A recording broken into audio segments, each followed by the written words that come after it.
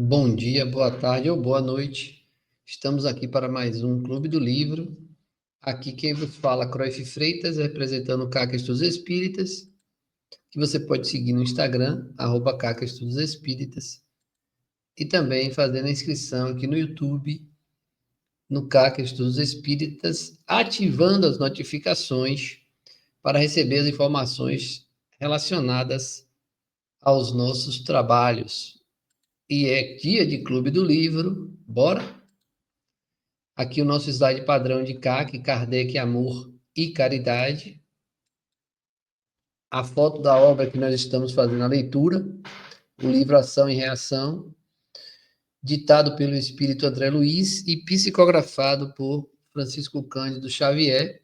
Estamos hoje no capítulo 9 desta linda obra e teremos como título A História de Silas, que é o assistente de Druso e que está acompanhando André Luiz e Hilário nas suas anotações, auxiliando nos seus aprendizados.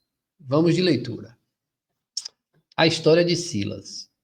Na noite imediata, acompanhando o assistente, eu e Hilário achamos-nos de novo na residência de Luiz. Luiz, filho de Antônio Olímpio, que ainda estava encarnado então. Os irmãos de Antônio Olímpio receberam-nos de bom grado, os dois obsessores de Luiz. Em larga copa da fazenda, reunia-se a família a dois agregados em repasto ligeiro. Marcava o relógio 21 horas. A fisionomia do dono da casa era quase a mesma da véspera, não obstante a diferença que a máscara física lhe impunha. Enquanto Adélia, a esposa de Luiz, acariciava as crianças, entontecidas de sono, o marido comentava o noticiário radiofônico, destacando tópicos alarmantes que assinalara nos setores da economia. E, falando para os amigos assombrados, salientou as dificuldades públicas, relacionou misérias imaginárias, criticou os políticos e os administradores e referiu-se às pragas do café e da mandioca, detendo-se particularmente sobre as epizootias. Por fim, não satisfeito em enunciar as calamidades da terra, falou inconsequente quanto à suposta ira do céu, afirmando crer que o fim do mundo estava próximo e clamando contra o egoísmo dos ricos, que agravava o infortúnio dos pobres. Nem parece aquele espírito que no dia anterior, foi visitado e, em corpo espiritual, apenas em perispírito, após o desdobramento do sono, estava demonstrando a completa usura pelos bens materiais e pelas suas contas recheadas de dinheiro. E agora estava reclamando dos ricos, falando mal dos políticos e da economia. Vamos seguindo. Silenciosos todos, ouvíamos-lhe a palavra quando Leonel, mais confiado, dirigiu-se ao assistente, observando. Está vendo? Este homem, e apontou Luiz, cujo verbo dominava a pequenina assembleia familiar. É o derrotismo em pessoa. Enxerga tudo em termos de cinza e lama, ajuiza com firmeza sobre os desastres sociais e conhece as zonas mais tristes da indigência coletiva. Entretanto, não sabe desfazer-se de um só centavo dos milhões que retém, a favor dos que sofrem nudez e fome. E depois de um sorriso irônico, acreditam acaso possa ele continuar merecendo a felicidade da permanência num corpo carnal? Olha a pergunta do obsessor a Silas, a André Luiz e Hilário. Acreditam acaso possa ele continuar merecendo a felicidade da permanência num corpo carnal? Silas contemplou as personagens da cena doméstica, mostrando imensa piedade no semblante amigo, e considerou: Leonel, todas as suas observações, apresentam lógica e verdade, à primeira vista. Superficialmente, Luiz é um exemplar consumado de pessimismo e de usura. Todavia, no fundo, ele é um doente necessitado de compaixão. Há moléstias da alma que arruinam a mente por tempo indeterminado. Quem seria ele, amparado por influências outras, espiritualmente abafado entre as visões da fortuna terrestre, com que lhe assediamos o pensamento? O infeliz perdeu o contato com os livros nobres e com as nobres companhias. Tem a socorrê-lo apenas a religião domingueira dos crentes que se julgam exonerados de qualquer obrigação para com a fé, contanto que participem do ofício de adoração a Deus no fim de cada semana. Quem poderia prever-lhe as mudanças benéficas, desde que pudesse receber outro tipo de assistência? Então veja que Silas critica a crença de que indo uma vez por semana à igreja, seja ela evangélica ou outra qualquer, ou ao próprio centro espírita, achamos que já fizemos a nossa parte. Essa é a crítica de Silas. Clarindo e Leonel registraram-lhe as ponderações, como se vissem apunhalados no âmago, tal a expressão de revolta que lhes assomou ao olhar coruscante. No entanto, ele e o pai são nossos devedores. Roubaram-nos, assassinaram-nos, exclamou Leonel com a inflexão da criança voluntariosa e inteligente que se vê contrariada em seus caprichos. E que desejam vocês que eles façam? Acrescentou o assistente Silas, sem se perturbar. Hão de pagar. Bramiu Clarindo, cerrando os punhos. Silas sorriu e obtemperou. Sim, pagar é o verbo próprio. Contudo, como pode o devedor resgatar-se quando o credor lhe subtrai todas as possibilidades de solver os débitos? Que a nós mesmos cabe sanar os males de que somos autores, não padece qualquer dúvida. Entretanto, se nos compete retificar hoje uma estrada que ontem desorganizamos, como proceder se nos decepam agora as mãos? O próprio Cristo aconselhou: ajudai aos vossos inimigos.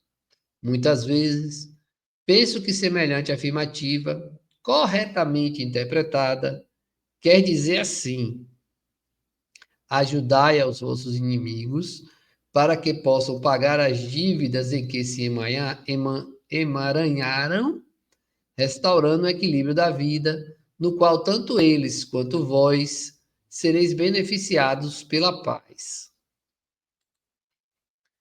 Via-se que o assistente, com a simpatia conquistada na véspera e com a argumentação despretensiosa e límpida, lograra a inequívoca superioridade moral sobre o ânimo dos obsessores de sentimento enrijecido.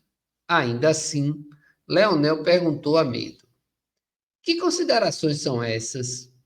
Será você algum padre disfarçado? Intentará, porventura, a nossa modificação?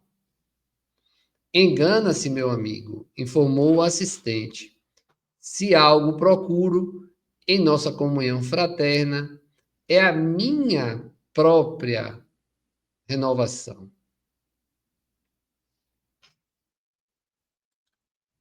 E talvez, porque longa pausa se fez sentir em nosso grupo, Silas continuou. Pela sedução do dinheiro, também caí na última passagem pela terra. A paixão da posse governava-me todos os ideais. A fascinação pelo ouro tomou-me o ser de tal modo que, apesar de ter recebido o título de médico numa universidade venerável, fugi ao exercício da profissão para vigiar os movimentos de meu velho pai, a fim de que nem ele mesmo viesse a dispor com largueza dos bens de nossa casa. O apego às nossas propriedades e aos nossos haveres transformou-me num réprobo do paraíso familiar, convertendo-me ainda num verdugo intratável, naturalmente odiado por todos os que viviam em subalternidade no vasto círculo de minha temporária dominação. Olha o que Silas fez. E talvez porque Longa Paula se fez sentir em nosso grupo, ele continuou. Para a sedução do dinheiro, também caí na última passagem. E aqui está repetido.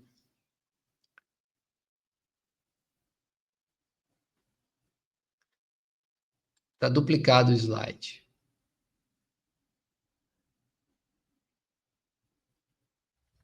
Para amontoar moedas e multiplicar lucros fáceis, comecei pela crueldade e acabei nas malhas do crime. Abominei a amizade, desprezei os fracos e os pobres, e no temor de perder a fortuna, cuja posse total ambicionava, não hesitei em adotar a delinquência como sócia infernal de meu terrível caminho. A confissão de Silas do que fez na última vida. Ante as palavras do assistente, enorme surpresa me tomara de improviso. Estaria Silas reportando-se a verdade crua ou se utilizava naquela hora de recursos extremos, incriminando indevidamente a si próprio para regenerar os carrascos que nos ouviam? De qualquer modo, eu e Hilário havíamos prometido não lhe comprometer a tarefa e, por isso, tacitamente, nos limitamos a escutá-lo com atenção, sentindo de certo que Leonel e Clarindo se mostravam um tanto comovidos, dando ensejo à assimilação de pensamentos novos. Silas convidou-nos a todos à retirada do ambiente. Pretendia dizer-nos algo de sua experiência, falou ele, mas preferia conversar conosco entre o altar abençoado da noite, a fim de que a sua memória pudesse evocar tranquilamente os fatos que buscaria relatar. Vejam que Silas está usando aqui, em relação aos obsessores, a própria história de erro que ele vai contar, e, para isso, ele obteve a atenção deles e retira eles do ambiente. Um ambiente que eles já dominam. Então, ele convida para ir fora da casa, um ambiente natural, embaixo da lua e das estrelas, para tirar aqueles espíritos obsessores daquele círculo onde o ambiente e os fluidos estavam carregados, para aumentar suas chances de obter êxito na tarefa de doutriná-los. Lá fora, as constelações resplendiam como lares pendentes da criação, e o vento perfumado corria, célere, como quem se propunha transportar-nos à oração ou à palavra para a glória do céu. Incapaz de penetrar o verdadeiro sentido da inesperada atitude que o assistente vinha de assumir, notei-o efetivamente emocionado, qual se fixasse os olhos da alma em painéis distantes. Clarindo e Leonel, naturalmente dominados pela simpatia a se lhe irradiar do semblante, observavam-no submissos. E Silas começou em voz pausada. Tanto quanto posso abranger com a minha memória presente, lembro-me de que, em minha última viagem pelos domínios da carne, desde a meninice, me entreguei à paixão pelo dinheiro, o que hoje me confere a certeza de que, por muitas e muitas vezes, fui usurário terrível entre os homens da terra. Hoje sei, por informações de instrutores abnegados, que, como de outras ocasiões, renasci na derradeira existência, num lar bafejado por grande fortuna, a fim de sofrer a tentação do ouro farto e vencê-la, a golpes de vontade firme, na lavoura incessante do amor fraterno, caindo, porém, lamentavelmente, por minha infelicidade. Era eu, o filho único de um homem probo que herdara dos avoengos consideráveis bens. Meu pai era um advogado correto que, por excesso de conforto, não se dedicava aos misteres da profissão, mas profundamente estudioso, vivia rodeado de livros raros, entre obrigações sociais, que de alguma sorte lhe subtraíam a personalidade às cogitações da fé. Minha mãe, porém, era católica romana, de pensamento fervoroso e digno, e, embora sem descer conosco a qualquer disputa na esfera devocional, tentava incutir-nos o dever da beneficência. Recordo-me, com tardio arrependimento, dos reiterados convites que nos dirigia, bondosa, para que lhe palmilhássemos as tarefas de caridade cristã. Convites esses que meu pai e eu recusávamos sem discrepância, encastelados em nossa irreverência, enfatuada e risonha. Minha genitora cedo percebeu que meu pobre espírito trazia consigo o azinhavre da usura e, reconhecendo que lhe seria extremamente difícil colaborar na renovação íntima de meu pai, homem já feito e desde a infância habituado à dominação financeira, concentrava em mim seus propósitos de elevação. Para isso, buscou estimular-me ao gosto pelos estudos de medicina, alegando que, ao lado do sofrimento humano, poderia eu encontrar as melhores oportunidades de auxílio ao próximo, tornando-me agradável a Deus, ainda mesmo que não me fosse possível entesourar os recursos da fé. Intimamente, eu escarnecia das sagradas esperanças de quem me era a criatura mais cara ao espírito. Contudo, sem poder resistir-lhe ao cerco afetivo, consagrei minha carreira médica, muito mais interessada em explorar os enfermos ricos, cujos agravos do corpo, indiscutivelmente, me facultariam amplas vantagens materiais. Entretanto, em vésperas da vitória estudantil esperada, minha mãe, relativamente moça, despediu-se da experiência física, vitimada por um acidente de angina. Nossa dor foi enorme. Recebi meu diploma de medicina, qual se me fora ele detestada a recordação, e não obstante os estímulos da bondade paterna, não cheguei a ingressar na prática da profissão conquistada. Recolhi-me à intimidade doméstica, de que me ausentava tão somente para as estações de entretenimento e repouso. Então, mais que nunca, chafurdado na sovinice, porquanto acompanhei o inventário de minha mãe com vigilância tão rigorosa que as minhas estranhas atitudes chegaram a surpreender meu próprio pai, egoísta e displicente, mas nunca avarento quanto eu. Compreendi que a fortuna herdada me situava, para meu infortúnio moral, a cavaleiro de qualquer necessidade da vida física por largos anos, desde que não me confiasse à dissipação. Ainda assim, quando vi meu genitor inclinado às segundas núpcias, quase aos 60 de idade, fiz quanto pude, indiretamente, para dissuadi-lo, afastando-o de tal intento. Ele, todavia, era um homem resoluto nas decisões e desposou a Ida, uma jovem da minha idade, que mal se avizinhava aos 30 anos.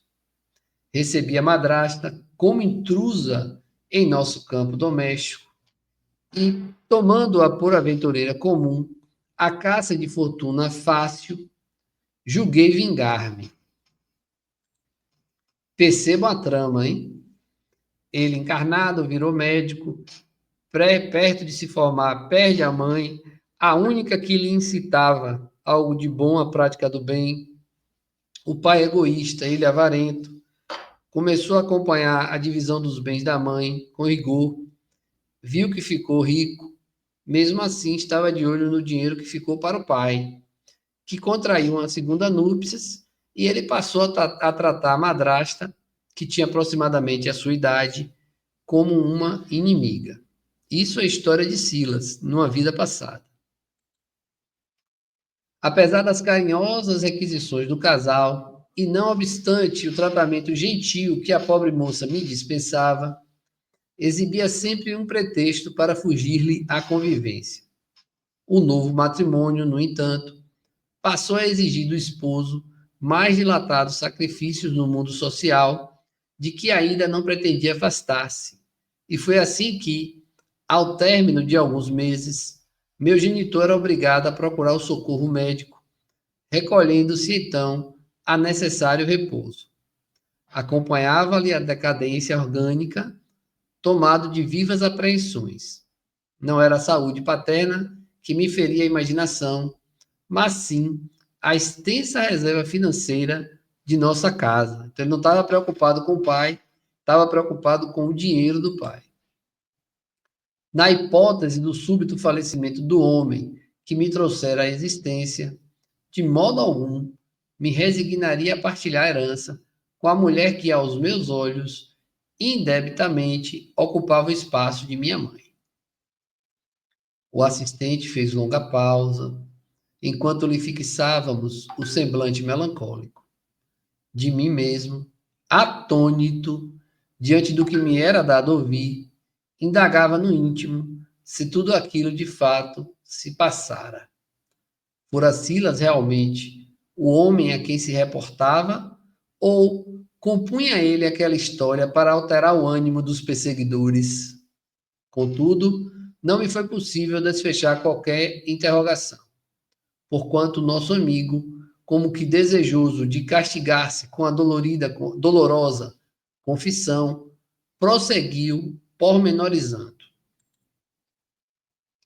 Passei a arquitetar planos delituosos quanto à melhor maneira de alijar a ida de qualquer possibilidade de ingresso futuro ao nosso patrimônio, sem melindrar meu pai doente. E nos projetos criminosos que me visitavam a cabeça, a própria morte da madrasta comparecia como solução. Entretanto, como suprimi-la sem causar maior sofrimento ao enfermo, que eu desejava conservar? Não seria aconselhável desmoralizá-la, antes de tudo, aos olhos dele, para que não padecesse qualquer saudade da mulher condenada por mim à desvalia? Tramava no silêncio e na sombra, quando a ocasião esperada veio ao meu encontro. Convidado a comparecer com a esposa numa festividade pública, meu pai chamou-me e insistiu para que eu acompanhasse a ida, representando-lhe a autoridade. Pela primeira vez, acendi com prazer. Pretendia conhecer-lhe agora, de mais perto, as afeições. Funestos propósitos nasciam-me no crânio. Desse modo, durante aquele ágape, tomei contato com Armando, primo de minha madrasta, e que a cortejara em solteira. Armando era um rapaz pouco mais velho que eu, perdulário e fanfarrão, que dividia o tempo entre mulheres e taças de espumantes, a quem, contrariamente aos meus hábitos, ofereci premeditada comunhão afetiva. Então, ele se criou amizade com Armando, primo da esposa do pai, Aida, para tentar, então, prejudicar a madrasta.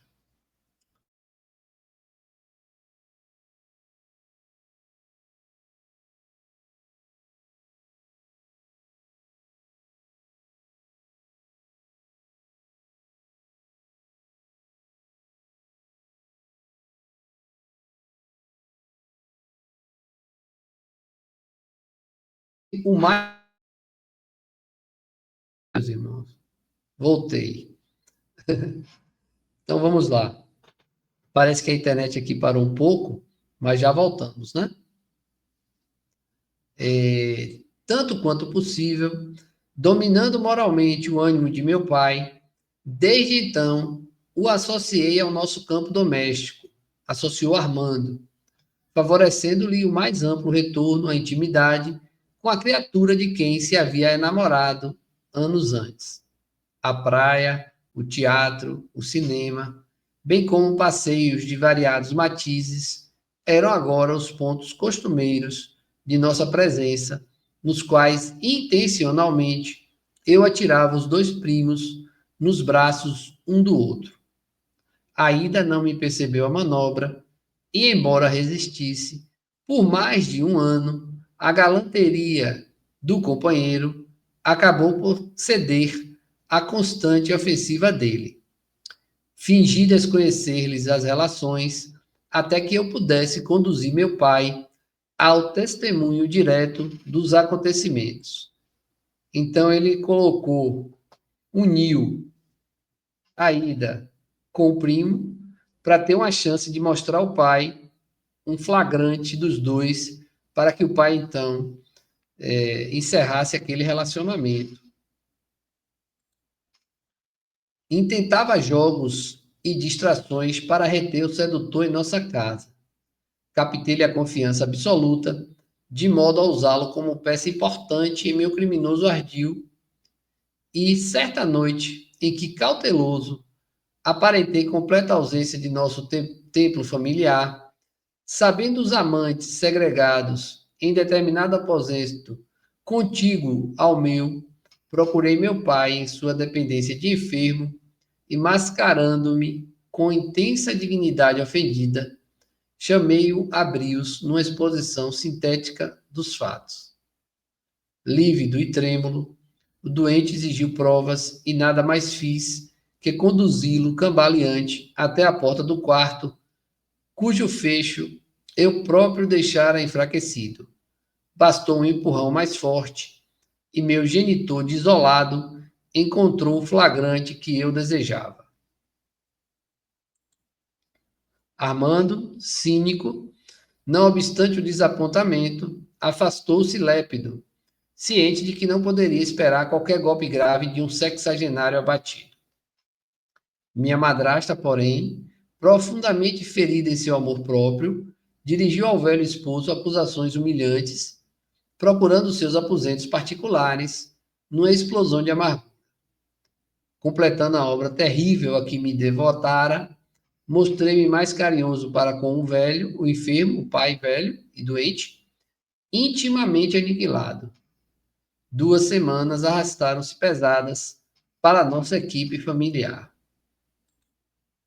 Enquanto a Ida ocupava o leito, assistida por 2 médicos de nossa confiança, que nem de longe nos conheciam a tragédia oculta, afagava meu pai com lamentações e sugestões indiretas para que os bens de nossa casa fossem, na maioria, guardados em meu nome, já que o segundo matrimônio não poderia desfazer-se perante as autoridades legais. Prossegui em minha faina delituosa, quando minha madrasta apareceu morta. Os clínicos de nossa amizade positivaram um envenenamento fulminante e, constrangidos, notificaram a meu pai tratar-se de um suicídio, de certo motivado pela insofreável neurastenia de que a doente se via objeto. Então ela se matou. Meu genitor, a princípio ela se matou, né?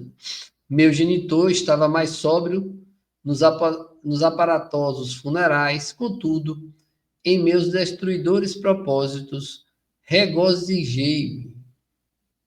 Agora sim, a fortuna total de nossa casa passaria a pertencer-me. Minha satânica alegria, porém, durou muito pouco. Desde a morte da segunda mulher, meu pai acamou-se para não mais se erguer. Debalde, médicos e padres amigos procuraram oferecer-lhe melhoras e consolações. Ao fim de 2 meses, meu pai, que nunca mais sorriu, entrou em dolorosa agonia, na qual, através de confidência entrecortada de lágrimas, me confessou haver envenenado a Ida, administrando-lhe violento tóxico no calmante habitual. Olha aqui situação. Foi o pai que envenenou a madrasta, tudo por conta da armação que ele produziu. Isso, no entanto, assegurava-me vencido, impunha-lhe também a morte, de vez que não conseguia perdoar a si mesmo, passando a carregar consigo um fardo de remorso constante e intolerável. Pela primeira vez, minha consciência doeu fundo. O apego aos bens da carne arrasara a minha vida. O velho querido morreu nos meus braços, crendo que os meus soluços de arrependimento fossem pranto de amor. Deixando-lhe o corpo fatigado na terra fria, tornei a nossa casa solarenga, sentindo-me o mais infortunado dos seres. O ouro integral do mundo não me garantiria agora o mais leve consolo. Achava-me sozinho, sozinho e infinitamente desgraçado. Todos os recantos e pertences de nossa habitação falavam-me de crime e remorso.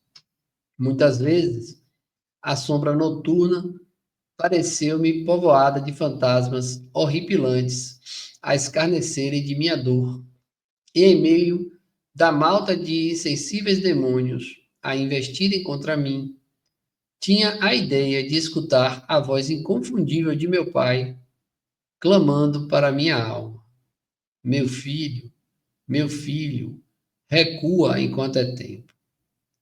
Fiz-me arredio, desconfiado, em pavorosa crise moral, demandei à Europa em longa viagem de recreio, mas o encanto das grandes cidades do velho mundo não conseguiu aliviar minhas chagas interiores.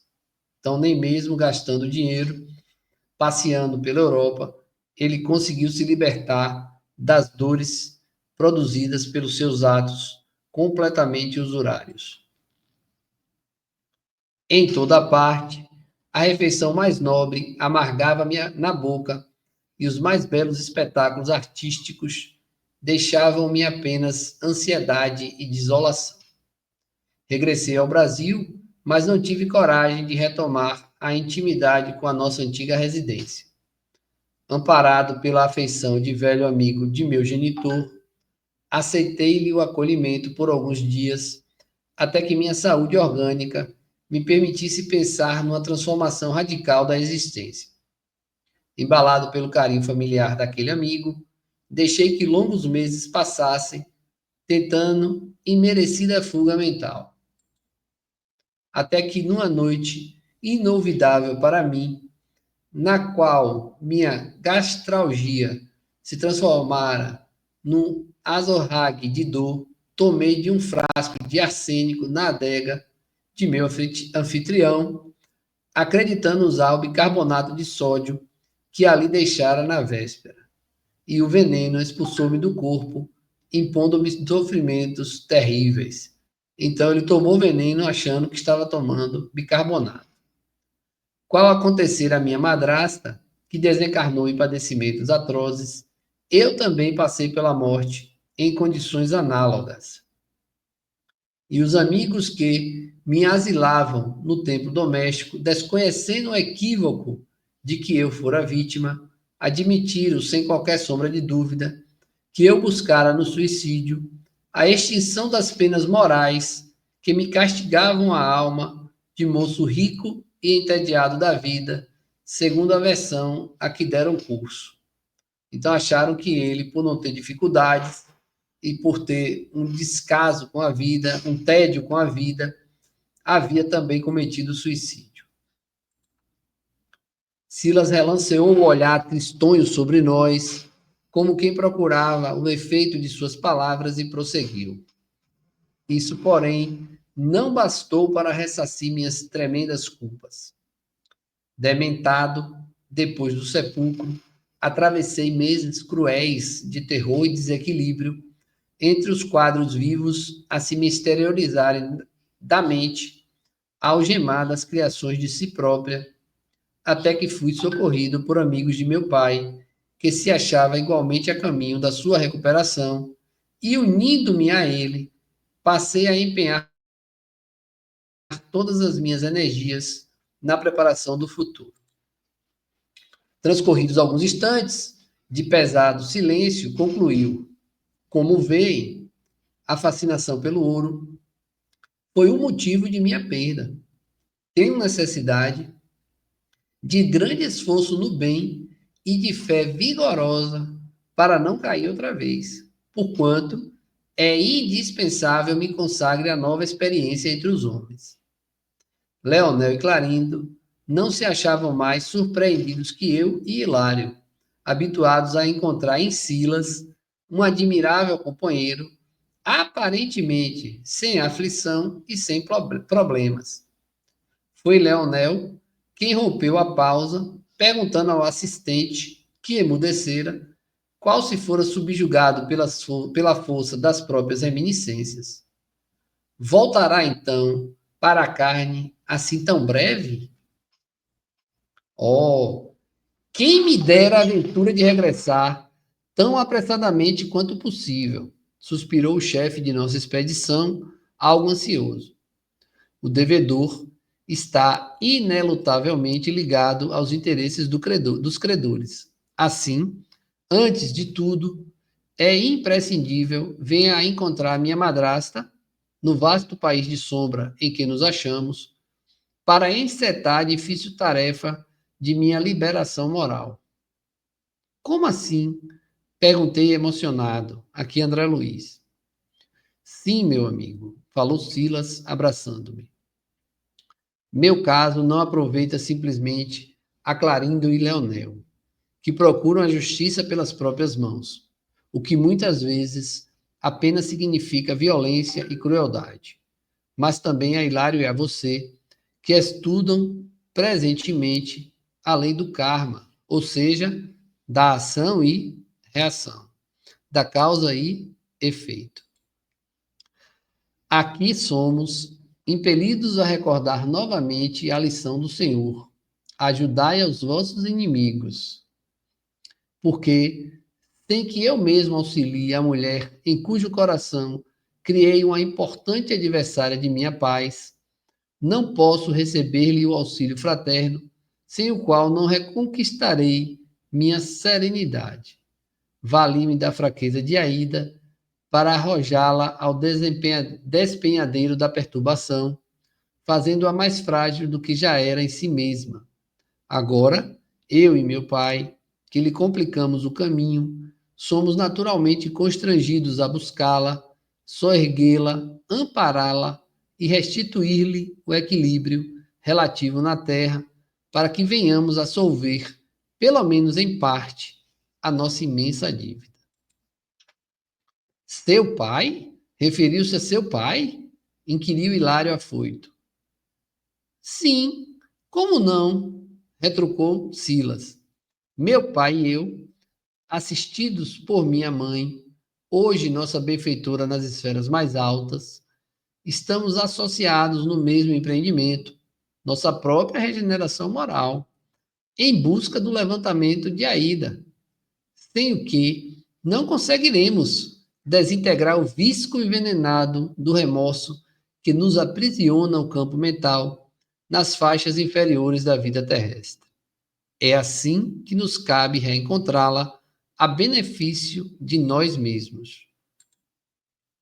Então, logo a divina misericórdia nos permita semelhante felicidade, meu genitor, envolvido no amor e na renúncia de minha mãe, que com ele retornará às lides da carne, vestir-se-á de nova expressão corpórea no plano das formas físicas, e ambos, na mocidade terrena, retomando os laços humanos do casamento, recolher-nos-ão por filhos abençoados. Ainda e eu seremos irmãos nas teias consanguíneas. consoante nossas aspirações que o céu protegerá, à face da magnanimidade divina, serei novamente médico no futuro, ao preço de imenso esforço, não vai ser fácil, para consagrar-me à beneficência, nela recuperando minhas valiosas oportunidades perdidas. Minha madrasta, que por certo viverá sofrendo deplorável intoxicação da alma, nos tenebrosos abismos, será socorrida em momento oportuno, e não obstante o tempo longo de assistência que nos reclamará neste plano, em necessário refazimento, sem dúvida, renascerá em franzino corpo físico, junto de nós, de maneira a sanar as difíceis psicoses que estará adquirindo sob o domínio das trevas, psicoses que lhe marcarão a existência na carne, sob a forma de estranhas enfermidades mentais. Ser-lhe-ei assim, não apenas o irmão do lar, mas também o enfermeiro e o amigo, o companheiro e o médico, pagando em sacrifício e boa vontade, afeto e carinho, o equilíbrio e a felicidade que lhe furtei. A confissão do assistente valia por todo um compêndio vivo de experiências preciosas e talvez por isso mesmo entráramos todos em grave meditação. Hilário, contudo, como quem não desejava perder o fio do ensinamento, dirigiu-se ao nosso amigo considerando: meu caro, disse você estar aguardando em comunhão com o genitor a alegria de reencontrar a madrasta. Como entender-lhe a alegação? Porventura, com o seu grau de conhecimento, sofre alguma dificuldade para saber-lhe a moradia? Sim, sim, confirmou o assistente tristonho. E os benfeitores espirituais que atualmente lhes guiam a senda? Não conhecerão eles o paradeiro dela, orientando-lhes os movimentos no objetivo a alcançar? Inegavelmente, ponderou Silas bondoso. Nossos instrutores não padecem a ignorância que me caracteriza no assunto. Entretanto, qual ocorre entre os homens, também aqui o professor não pode chamar a si os deveres do aluno, sob pena de subtrair-lhe o mérito da lição. Então, veja, os instrutores não podiam fazer por ele. Quem precisava fazer era ele. Na terra, por muito nos amem, nossas mães não nos substituem no cárcere, quando devamos expiar algum crime, e nossos melhores amigos não podem avocar para si, em nome da amizade, o direito de sofrer a mutilação que a nossa imprudência nos tenha infligido ao próprio corpo. Sem dúvida, as bênçãos de amor dos nossos dirigentes hão trazido à minha alma inapreciáveis recursos. Conferem-me luz interior para que eu sinta e reconheça minhas fraquezas e auxiliam-me à renovação, a fim de que eu possa demandar com mais decisão e facilidade a meta que me proponho atingir, mas em verdade, o serviço de meu próprio resgate é pessoal e intransferível. Então, nada de esperar pelos outros. Leonel e Clarindo ouviram-no boquiabertos, falando de si mesmo. O assistente, sem lhes ferir o amor próprio, tratava indiretamente para que se entregassem ao reajuste. E, pela expressão do olhar, via-se que os dois verdugos revelavam agora admirável mudança íntima. Hilário refletiu alguns instantes e voltou a considerar. Mas todo esse drama deve estar vinculado a causas do pretérito. Sim, de certo, confirmou Silas. Mas em nossa atormentada região, não há tempo mental para qualquer prodígio da memória. Achamo-nos presos à recordação das causas próximas de nossas angústias, dificultando-se-nos a possibilidade de penetrar o domínio das causas remotas, porquanto a situação de nosso espírito é a de um doente grave, necessitando de intervenção urgente a favor do reajuste. O inferno, a exprimir-se nas zonas inferiores da terra, está repleto de almas que, dilaceradas e sofredoras, se levantam, clamando pelo socorro da providência divina contra os males que geraram para si mesmas. E a providência divina lhes permite a ventura de trabalhar com os dardos da culpa e do arrependimento, a lhes castigarem o coração, em benefício das suas vítimas e dos irmãos cujas faltas se afinem com os delitos que cometeram, para que se reharmonizem tão apressadamente quanto possível com o infinito amor e com a perfeita justiça da lei. Paguemos nossas dívidas, que respondem por sombras pesadas, espessas em nossas almas, e o espelho de nossa mente, onde estivermos, refletirá a luz do céu, a pátria da divina lembrança. Que bonito, hein? Compreendemos que Silas auxiliava Clarinda e Leonel, identificando-se como irmãos de luta e aprendizado, no que, indiscutivelmente, ampliaria os próprios méritos. Muitas inquirições explodiram em pensamento no meu acanhado mundo íntimo. Que lhe seria o pai amigo? Onde viveria sua abnegada genitora? Esperava despender ainda longo tempo na procura da madrasta infeliz? Entretanto, a grandeza espiritual do assistente não nos favoreceria qualquer pergunta indiscreta. Apenas tive coragem para considerar respeitoso. Oh, meu Deus! Quanto tempo gastamos para refazer às vezes a inconsequência de um simples minuto. Você tem razão, André, comentou Silas generoso.